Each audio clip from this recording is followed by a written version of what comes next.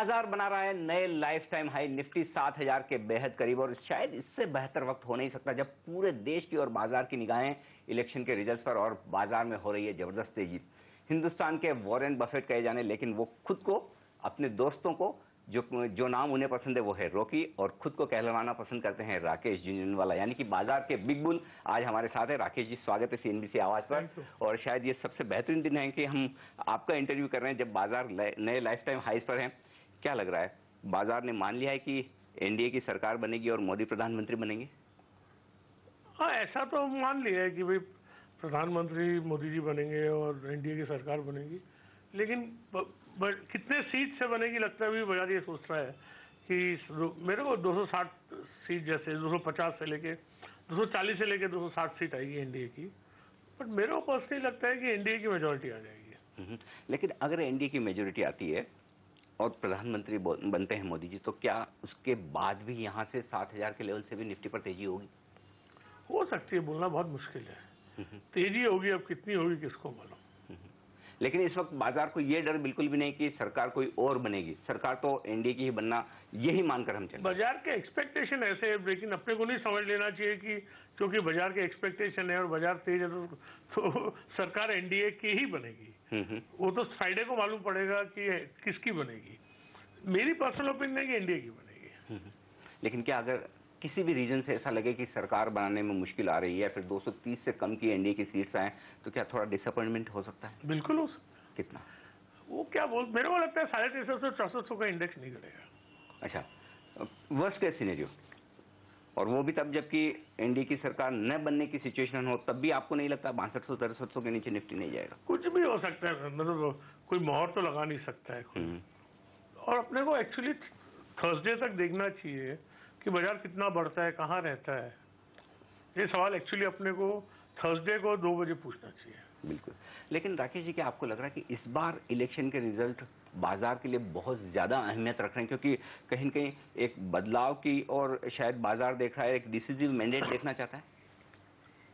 बाजार हमेशा ही decisive mandate देखना चाहता है। और मैंने एक चीज जिंदगी में देखी है कि जब बाजार कोई तरीके का वेव लेता है, बुलिश या बेरिश, तो जो भी अनसर्टन चीजें होती हैं वो बाजार के फेवर में आती हैं। ओके।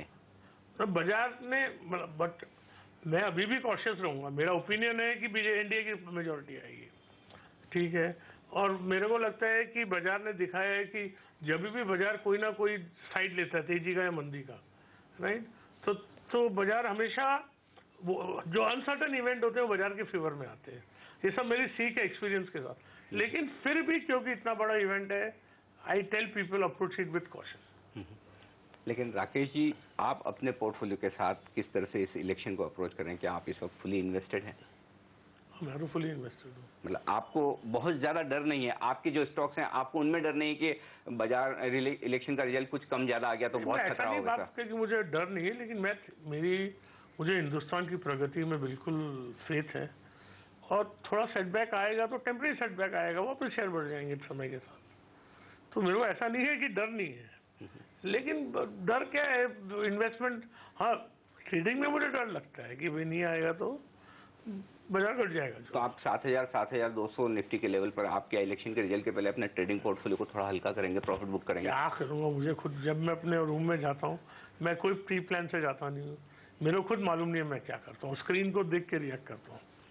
लेकिन पर्सनली क्या राकेश झुंझुनवाला चाहते हैं कि नरेंद्र मोदी प्राइम मिनिस्टर बने, और यदि हाँ तो आपको क्यों पसंद है? दिल से, हर तरीके से मैं चाहता हूं कि मोदी जी प्रधानमंत्री बने।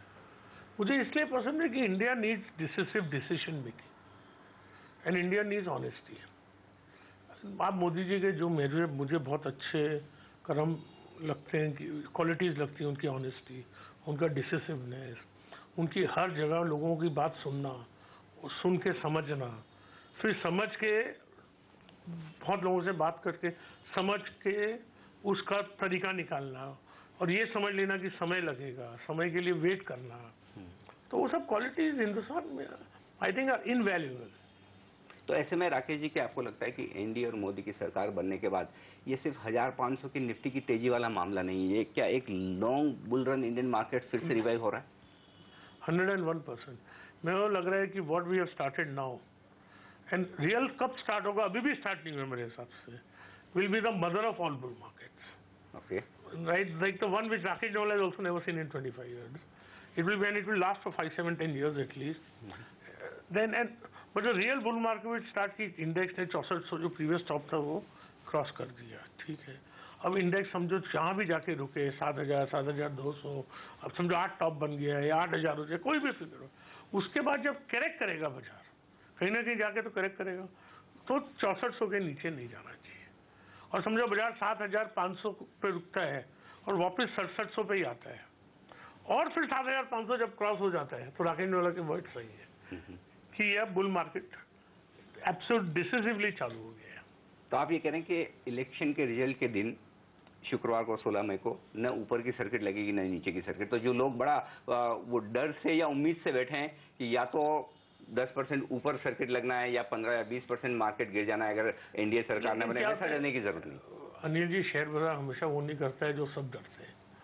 आपको किसने 2009 के इलेक्शन के पहले बोला था कि बाजार 5% भी बढ़ेगा? बिल्कुल नहीं. इसलिए बढ़ा ना. तो अब ये जो 10%, 20%, मेरे को लगता है कभी ऐसा हो जाए कि मार्केट फ्राइडे को रिजल्ट आने के बाद 100 पॉइंट की भी तेजी मंदी नहीं हो, पहले ही डिस्काउंट कर हो लें. जाए. लेकिन ओवरऑल आप जिस तरह से अगले कई सालों के लिए बाजार पर बुलिश हैं, आप मोदी के बड़े फैन हैं, क्या आपको वाकई में लगता है कि अच्छे दिन आने वाले हैं? Sir, I put my money where my mouth is. मेरा जो ओपिनियन है, I have the largest debt of my life. मैंने सबसे ज्यादा इन्वेस्टमेंट जिंदगी में बोरो करके किया तो अभी किया है. तो I have put my money where my mouth is, और मेरे को बहुत तेजी लगती है.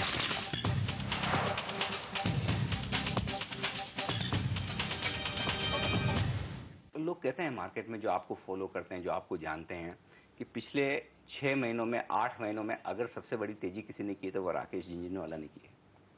वो मैं दूसरे क्या करते हैं मुझे मालूम नहीं है. लेकिन आप वाकई में पिछले 6-8 महीनों से काफी बुलिश हुए हैं मार्केट. हाँ, मैं बुलिश हूँ.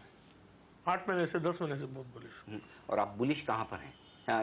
क्या आपको पसंद है इस मार्केट में? अरे, शेयर बाजार में बुफे है, 100 तरीके की डिशेज हैं, सब तो नहीं खा सकते हैं. जो डिश पसंद है खा लो. तो राकेश जी को जो मैंने देखा है और जो आपके पोर्टफोलियो पे मैंने नजर डाली है, आईटी स्टॉक्स में आपका जबरदस्त एक्सपोजर है और वहां पर पिछले 2-3 महीनों को छोड़ दें, अदरवाइज तो काफी जबरदस्त रिटर्न आए. तो क्या आप इलेक्शन के रिजल्ट के पहले डिफेंसिव होने के लिए आज से आईटी स्टॉक खरीद रहे हैं, या फिर ये आपकी? नहीं, मैं आईटी स्टॉक इसलिए खरीद रहा हूँ, मैंने बहुत पहले खरीदे हैं. मैंने इसलिए खरीदे कि मुझे लगता है उनमें अच्छी कंपनियां हैं, वो अभी भी अंडर वैल्यूड हैं थोड़ी बहुत कंपनीज. तो वो मैं और थोड़ी बहुत कंपनी है जो स्टडी रिटर्न देंगी 18-20% का साल में, उससे ज्यादा क्या मिलेगा. तो मेरे को लगता है वेरियस रीजन से मैं रखता हूँ उनको कि वैल्यू, कोई अंडर वैल्यूड है, कोई की अर्निंग ग्रोथ अच्छी है, कोई इसकी अर्निंग ग्रोथ अच्छी है और अंडर वैल्यूड है. तो मेरे को नहीं लगता है कि बुल मार्केट में अब 2-3 महीने का अंडर परफॉर्मेंस हो गया फार्मा का और आईटी का, मेरे को लगता है 15 दिन महीने भर का और अंडर परफॉर्मेंस हो सकता है, फिर वो भी बढ़ेंगे. तो भले ही मोदी जी आ जाए, फिर रुपए 57, 58, 56 के आसपास हो जाए, तब भी आपको आईटी सेक्टर में कोई ऐसा खास डर वाली बात नहीं लगती? मेरे को देखो, पहले लगता है कि रुपया 58 के नीचे जाएगा नहीं, और जाएगा तो टिकेगा नहीं. मतलब कल 70, क्योंकि आज हवाले में 3% ऊपर है. मतलब unofficial value of rupees 60 to 1 rupees 60, and you have not allowed gold imports. और आपको रुपी गेन करेगा तो एक्सपोर्ट और कम हो जाएंगे. तो मेरे को लगता नहीं है कि रुपये की वैल्यू नीचे जाके टिकेगी. तो आपको लगता है कि अब वक्त आ गया कि राजन साहब धीरे धीरे जो कुछ भी मेजर्स रुपये को संभालने के लिए उन्होंने लगाए थे, जिसकी वजह से तेजी हुई, धीरे धीरे वो खोल देने चाहिए? हाँ, खोल देने चाहिए.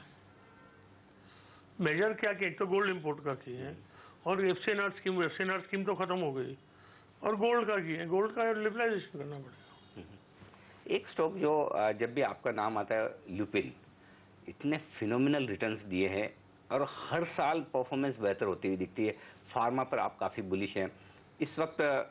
क्या लुपिन में आपको यहाँ से भी बड़ी अपसाइड नजर आती है? एक और सवाल यूँ पूछूं कि एक और आपका इन्वेस्टमेंट औरोबिंदो फार्मा, जो शायद आपने 180-200 रुपए से किया है और 6 महीने में स्टॉक इतना जबरदस्त चला है, अगर दोनों में से एक आपको मैं कहूँ कि कौन सा ज्यादा पसंद है, क्या कहेंगे आप? तो बेटी पसंद है कि बेटा ज्यादा पसंद है, अब क्या बोलो, दोनों ही अच्छे हैं. और इतनी अपसाइड के बाद भी आपको लगता नहीं कि कहीं भी थोड़ा बहुत प्रॉफिट बुक करने वाला मामला है, या अभी भी मतलब अभी देखिए, मैं क्या करूंगा कब करूंगा मुझे भी नहीं मालूम. और मालूम है तो बोलने वाला नहीं। तो मुझे इंडिविजुअल स्टॉक्स के बारे में बात करना बहुत उचित नहीं है। लेकिन पिछले 6-8 महीनों में जब से आप मार्केट पर बुलिश हुए हैं राकेश जी, क्या कुछ आपने नया एडिशन किया या फिर आपने कुछ ऐसे सेक्टर्स, ऐसे थीम्स, ऐसे स्टॉक्स आपने पसंद किए खरीद? मैंने बोला ना, मैंने यूनाइटेड स्पिरिट्स लिया था, DHFL लिया, एस्कॉर्ट्स लिया, फर्स्ट सोर्स लिया, हिंदुजा ग्लोबल, अरे बहुत लिस्ट है, बड़ी लंबी लिस्ट है। इनमें से कुछ एक स्टॉक्स में आपसे बात करना चाहता हूँ। केसोराम लिया, स्पाइसजेट लिया, उसमें पैसा लगा। Tata Motors, Escorts, auto space से या कमर्शियल व्हीकल स्पेस से, इस पर आप क्या इस स्पेस पर स्पेसिफिकली आप काफी बुलिश हो रहे हैं? नहीं, बुलिश वाला, इकोनॉमी रिवाइव होगी तो कमर्शियल सेक्टर, कमर्शियल व्हीकल तो सबसे ज्यादा रिवाइव होगा। And Telco is India's biggest player, और Telco international performance is phenomenal. Telco की पी मारुति से आगे आधी है, नफा डबल है, यानी कि अपसाइड की गुंजाइश काफी ज्यादा है। लेकिन अगर जो लोग बोलते हैं कि भाई अगर मोदी जी आए हैं, सरकार बनी, उनकी तेजी होनी है, तो शायद बैंक्स ज्यादा चले या फिर इंफ्रास्ट्रक्चर स्टॉक्स ज्यादा चले, क्या आपको लगता है? मैंने इन्वेस्टमेंट किया इंफ्रास्ट्रक्चर स्टॉक्स में। एनसीसी आपकी लिस्ट में काफी लंबे समय से। हाँ, मैंने किया है। लेकिन क्या उस लेवल पर, उस तरह से, जैसा कि आप फार्मा IT पसंद करते हैं, उतना शायद आप बैंक से अभी यार रिलेटिव में कितना इसमें क्या किया ना, वो सब मेरे बीवी को नहीं बताता हूँ, आपको क्या बताऊँ। राकेश जी, अब जहाँ फिर से बाजार पर एक बार आपसे राय लेते हुए कि जो लोग आपको फॉलो करते हैं, देखते हैं, और खासतौर से रिटेल इन्वेस्टर जो हमारा चैनल देखते हैं, बाजार से दूर अब तक लौटे नहीं है, क्या उनके लिए ये अब भी सही वक्त है या फिर इलेक्शन का इंतजार करें पैसा लगाने के लिए? देखिए, मैं सब रिटेल इन्वेस्टर्स को बोलता हूँ कि हर महीने लगाओ। आज नहीं, 2011 में जब बाजार खराब था, जब भी बोलता हूँ, आज भी बोलता हूँ, आप देखो 10, मतलब आपको जो प्रतिशत ठीक लगे, 10, 20, 25, 50, आपकी जो सेविंग है वो हर महीने शेयर बाजार में लगाओ, अच्छे फंड्स में लगाओ, और हर महीने लगाओ। और मेरे को ऐसा लगता है we are going to have the mother of all bull markets. It's going to take time and this bull market is going to last. तो ये सबसे बड़ी चीज है कि कमाई बढ़ेगी, और हिंदुस्तान में किसके पास शेयर है? पर कोई लेता ही नहीं है। और FIs का जिस तरह से कमिटमेंट हिंदुस्तान के मार्केट में आ रहा है, क्या आपको लगता है कि इसमें कहीं कोई कमी आने की गुंजाइश नहीं है? ले सकते हैं वो सब उनका, बट एक चीज है, आज भी उनका अंडर एक्सपोजर है। अच्छा, क्योंकि आप देखो इंडिया की जो GDP है वर्ल्ड के, भाई समझो इंडिया की GDP 2% है वर्ल्ड GDP, तो जो इंस्टीट्यूशनल पैसा इंडिया में 2% होना चाहिए ना, वो नहीं है। समय से होएगा। कुछ स्टॉक्स जिससे आपने एग्जिट किया, जस्ट डायल या HOEC, इन शेयरों पर आपसे राय लेना चाहता हूँ। आप कब, क्या मन? मेरे स्टॉक्स के बारे में प्लीज जरा आप जनरल चीज के लिए भूलिए ना। नहीं, सिर्फ आप, मैं इस एंगल से पूछना चाहता हूँ, खाली आपका जो भी इन्वेस्टमेंट पोर्टफोलियो हो या फिर ट्रेडिंग पोर्टफोलियो हो, आप जनरली एग्जिट कॉल कब लेते हैं? कब आपको लगता है कि एक स्टॉक से क्या मालूम कब एग्जिट लूंगा, मुझे खुद मालूम नहीं। आप समझे ना, मैं आपको कल कुछ बोल दूं और परसों कुछ करता हूं, तो उसमें बहुत प्रॉब्लम होती है। As for SEBI law I should not do that, so I don't want to से।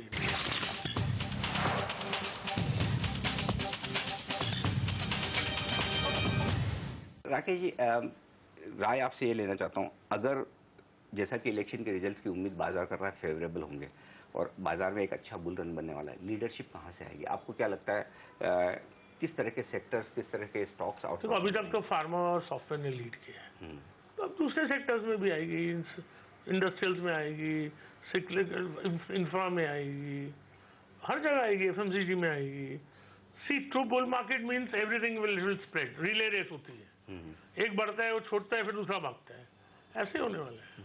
और फार्मा और FMCG, जहाँ पर खासतौर से फार्मा में आपका अच्छा खासा इन्वेस्टमेंट है, ये जो लोग बोलते हैं कि शायद उतने PE मल्टीपल नहीं मिलने चाहिए या उतने वैल्यूएशंस नहीं मिलने चाहिए, उस स्टोरी में कोई दम नहीं है। वो सब क्या है कि अंगूर खट्टे हैं, जो लोग मिस कर चुके हैं तेजी को, समझ जाने का, बोलना नहीं। बिल्कुल। लेकिन राकेश जी, थोड़ा सा मार्केट से हटकर कुछ और आपसे बात करना चाहता हूँ, क्योंकि हमने इतने स्टॉक की बात की, सेक्टर्स की बात की, राकेश जी का अब तक जो वेल्थ बनी है आपकी, जाहिर सी बात है स्टॉक मार्केट से बनी है। हाँ। स्टॉक मार्केट के बाहर राकेश जी कुछ इन्वेस्टमेंट्स कर रहे हैं?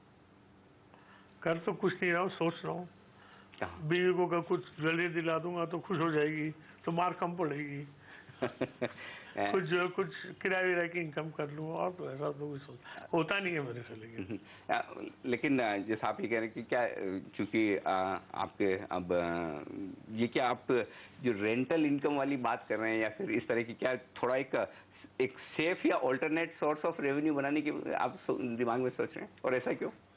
हाँ, सेफ और ऑल्टरनेट, क्योंकि अब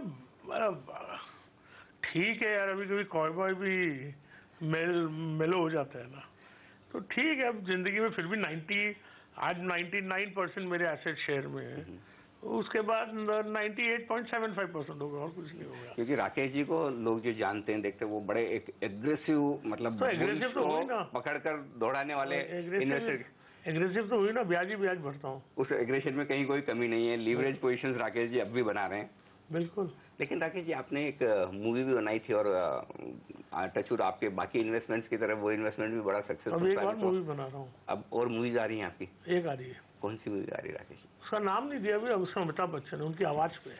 ओह, वंडरफुल। राकेश जी, इसके अलावा मैं एक चीज जानना चाहता हूँ आपसे, क्योंकि आप काफी चैरिटी भी करते हैं, पिछली बार आपसे बातचीत भी हुई थी, उस बारे में बताइए, क्या वहाँ पर आप और कुछ प्रोग्रेस कर रहे हैं, किस तरह से? प्रोग्रेस तो ऐसा कुछ नया कुछ नहीं है, जो पुराना था वो कर रहा हूँ, और क्या। एक और सवाल आपसे जो लेना चाहता हूँ मैं, वो ये कि पिछले 6-8 महीनों में कई बार मार्केट में लोगों ने ये बात की कि राकेश जी की हेल्थ कैसी है, क्या है। कई बार र्यूमर्स चलती है, बातें होती है, तो मैं जानना चाहता हूँ, और आप हमारे दर्शकों को बताएं, इस वक्त राकेश जी फाइनेंशियली तो एकदम फिट हैं, वेल्दी हैं, हेल्दी कितने हैं? मेरे को माई हेल्थ, बिकॉज मेरी हैबिट्स अच्छी नहीं थी, मेरे को थोड़ा बहुत हेल्थ खराब हो गई थी, बट अब मैंने मतलब सब एक्शन लिया, एब्सोल्युटली फाइन, मतलब there is no problem at all. Rakesh ji, wrap up करें उससे पहले थोड़ा सा मैं आपसे एक बार फिर से मार्केट की तरफ आना चाहता हूँ। क्या लगता है, जो कुछ एक्शन होना है आज से लेकर 16 मई तक ज्यादा हो जाएगा, और 16 मई के बाद मार्केट ज्यादा स्टेबल, ज्यादा सेंसिबल नजर आएंगे किस तरह का? और क्योंकि आज से एग्जिट पोल भी आने वाला है। बहुत मुश्किल है। मैं एक ही चीज बोलता हूँ कि बाजार बढ़ जाए तो don't assume India has come to power. Okay, you know India has come to power only on 16th। तो इतना ही बोलता हूँ। ऑल्दो मेरा पर्सनल बिलीव है कि इंडिया आएगा पावर, और मेजोरिटी के साथ आएगा, और बीजेपी की अच्छी सीटें आएंगी। और आप क्या कुछ देखना चाहते हैं, अगर एनडीए पावर में आए तो क्या कुछ ऐसा सरकार को करना चाहिए जिससे कि लोगों का मार्केट में, इकोनॉमी पे फिर से लोग करेंगे, अपने कॉन्फिडेंस बढ़ता है? सर, अपने को मोदी जी को सिखाने की जरूरत नहीं है, वो समझते हैं सब, अपने आप करेंगे। नहीं, हमारी विश लिस्ट क्या हो सकती है? आपकी विश लिस्ट क्या है कि ये कुछ 2-4 काम? मेरी विश लिस्ट है करप्शन निकालो, गुड गवर्नेंस करो, पब्लिक सेक्टर ऑर्गेनाइजेशंस में इंडिपेंडेंस दो, इंडिपेंडेंट पॉलिटिशियंस को निकालो वहां से, आप समझे ना। फर्टिलाइजर सब्सिडी कम सब्सिडी करो, लेकिन पॉइंटेड सब्सिडी करो, राइट। पैसा, गवर्नमेंट का पैसा बराबर खर्च हो। आपने पीएसयूज की गवर्नेंस की बात की, ये एक इंटरेस्टिंग बात की, क्योंकि जनरली हमने देखा कि गुजरात के जो पीएसयूज हैं, गुजरात के जो स्टॉक्स हैं, उन्होंने कंपैरेटिवली दूसरे पीएसयू स्टॉक्स उसके मुकाबले में काफी बेहतर प्रदर्शन किया। क्या आपको लगता है कि ये केस बन सकता है कि अगर मोदी पावर में आते हैं तो उसके बाद पीएसयू स्टॉक्स बहुत बेहतर प्रदर्शन करें, इस उम्मीद में कि गवर्नेंस वहां पर सुधरेगी? ऑलरेडी कर रहे हैं, और गवर्नेंस सुधरेगी मेरे को लगता है। और खासतौर से जिस तरह से ये ऑयल मार्केटिंग कंपनियों के शेयर, शायद आपने बीच में कुछ खरीदारी भी की, क्या आपको लगता है कि यहाँ पर अब एक बड़ा गेम चेंजर हो सकता है? हो सकता है। ये बताइए कि अल्टीमेटली मार्केट में इन्वेस्टर्स के लिए आप क्या मैसेज देना चाहते हैं, जो आपको वाकई में क्लोजली फॉलो करते हैं? Have faith in India, invest in Indian equity. मेरा मतलब हर महीने इन्वेस्ट करो, और शेयर बाजार में एटीट्यूड 20-24% से ज्यादा का रिटर्न नहीं आ सकता है, शानों को भी नहीं आता है। तो आपको बाहर 18-20%, यहाँ 18% 20% रिटर्न टैक्स भी मिले, उससे बड़ा रिटर्न की उम्मीद मत करो, और बी कॉन्शियस ऑफ रिस्क। इंडे गेंडे ठंडे कंपनी में मत डालो पैसा, आप समझे ना। Take advice and invest with good mutual fund managers. यानी कि ये जो बुलरन में कोई भी मिड कैप, स्मॉल कैप जो शेयर ऐसे वैसे सब चल रहे हैं, उनमें थोड़ा सा खासतौर से छोटे निवेशकों को बहुत सावधान रहना चाहिए। बिल्कुल। राकेश जी, बहुत बहुत शुक्रिया हमारे लिए वक्त निकालने के लिए। Thank you.